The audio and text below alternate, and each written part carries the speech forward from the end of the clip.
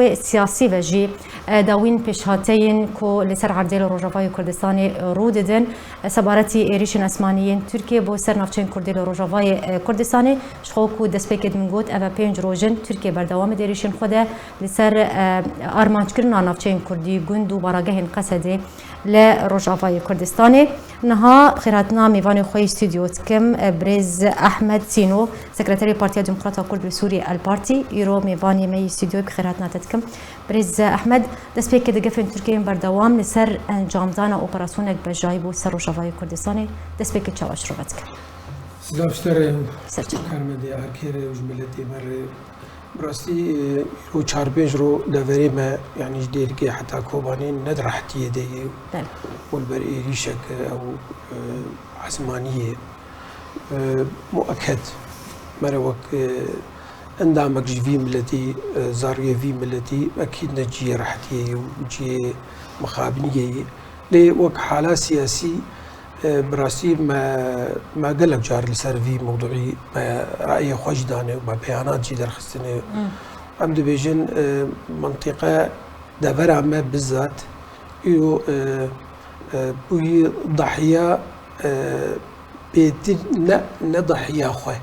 ضحية غير خوي وبتايبة جي أكيدكم أو صراع عندنا بين بككة وتركادة شخو آنين دبر ما مانا اف بياده او بسرفه جزء كن منظومه بككي عام حقيقه ما قالك جارجي كوت وما قالك جارجي خوست انه ام الحالي خب برسم ام الحالي خو وقت قرار سياسي وقت ملتي كرد للسوري ام لكونه وشمتي خوسن افان زاريا اف منظمه بشكل كيدن يعني بما حقوقي ما وكاري ما وتشتيج ما هات خصن بما قرق جغرافيا سوري دبا جغرافيا سوري ده مطالب ما وداخواز ما وايش ما جي جغرافيا سوري نجي نظامي اف نظامي جو بنجي سالي حكم كرل سرفي ولدي شخو ثقافتك دلكي بش داخست منطقي ثقافتك عروبي ثقافتك يعني اگر هي بريز احمد تركيا دس اوبراسيون خويا بجاي بكش بركو حتى انها د ام بيجن اوبراسيون خويا اسماني د بردوام اف 5 روج ارمانج كناف جين كردي روجاوي وكردستاني وراغين قصد بتايبتي يعني اگر هي دروجن بيدا تركيا دس بك اوبراسيون خويا بجاي يا بري ولا خوش كدلال ادج ابجريداي بتر بفان دولتي مزن هلوسن امريكا بهلوسن امريكا روسيا اف دولة موجودة وهل يجي بشكل كي السرخاكا سوري استراتيجيات اخوة وكاري اخوة هريك بشكل كي يعني ازبيجم حتى جو امريكان لدافري ما موجود بن او وقت بيجي بري وزوزو تشينبه يعني ازبيجم و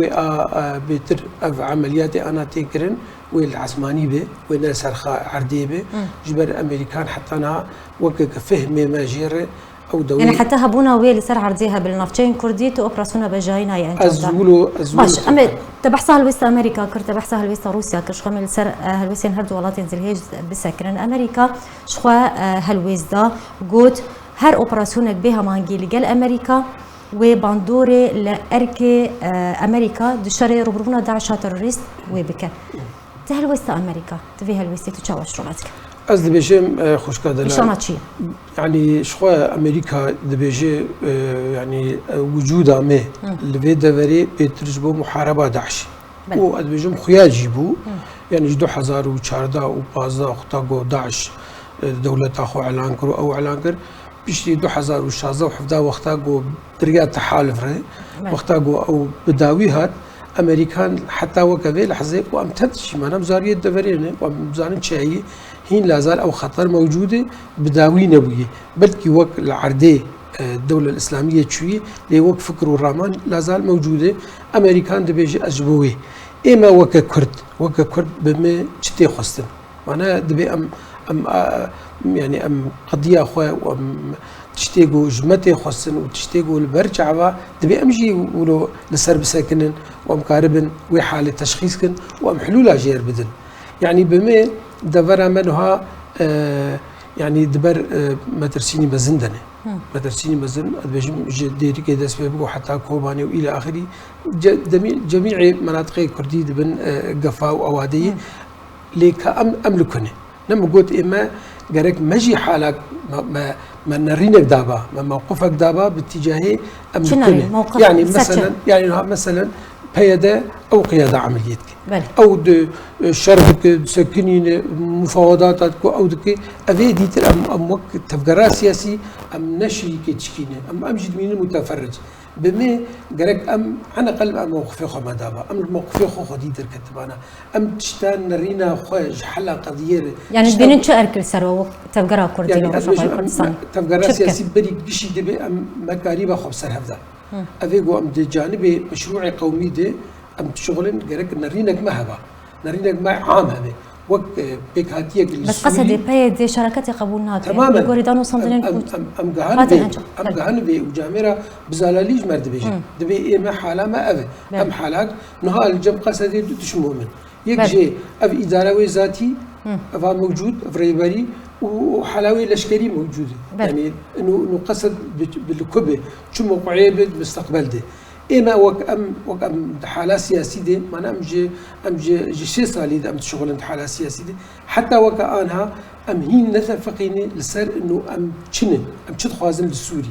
ام حاله قومينه مشروع كين ما قومي هي لأم خن فصل لكن حالة وطني يعني أم كارب تزاوجك تجانسك إن بين حالة وطني وسياسي وطني وقومي ده ضمن مشروعك برنامجك متكامل هم أم كرد وهم حالة سورية عام دبي أم كارب في مشروعي بدو أم سر بشغلا باتجاه أم كارب على الأقل اجتماعي أم كارب چارەسەریە گەژێر خوش وەرم پاڕاستن ناوچەیان کوردی ژبووک و ئەو ژی نەیەنجی دەستا باش برێز ئەحمەد ئەمێ بێن سەر هەلوێستا رووسیا شخوا شاندەیە سەرۆکی رووسیا بۆ سووریە ئەلکسەندەر لابرینتیڤ ویژی ئەشکەرە داخواست ji Tirkiye kir ku ji operasyona bejayî dûr bikeve bi hinceta ku wê rewş li Sûriyê li deverê bigiştî wê xirabtir bibe çawa tu dinirxîne هەلوێستا رووسیا divê terbarê ما خوشکە دلال بالنسبة موقفي الروسي وملتي السوري جروجا جو روس هاتن سرخاكا سوري 2015 حتى وكفي لحظة دائما لجانب نظام اف نظامي جو براميل واف نظامي جو عالم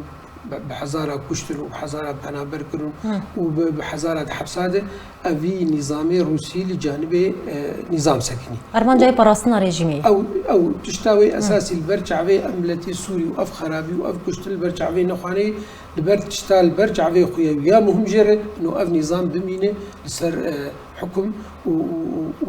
ويب فارزة. تشتغل بالنسبة ملتي سوري وق مشروعك وق آلي كاريك لجانب ملتي سوري بما أم دبيزن تصريحاتك لفر موقفك لفر لداوية لآلية نظام سكن. شخوا هر لسر أخفتنا تا أردوغان شخوا جاري بري خداي روسيا لسر داوين بشاتا شخوا ما بس من دبيجا روسيا بأركي خوا لسوريا رانبوية. يعني أرماج أردوغان بفيكي تشي بتايبتي أفغوتن بريا جفينا أسيتانا أبو. وش كذا الأدبيجم يعني موضوعي أوكرانيا جبيرك تشتغل أوكرانيا تشيبو بمت تشتكي حدثك عالمي تقارب بري أوكرانيا وبشتي أوكرانيا درباسونا روسال أوكرانيا قال لك مفاهيم وقال لك علاقات وقال لك تشت جهرتن أو أردوغان بما عملية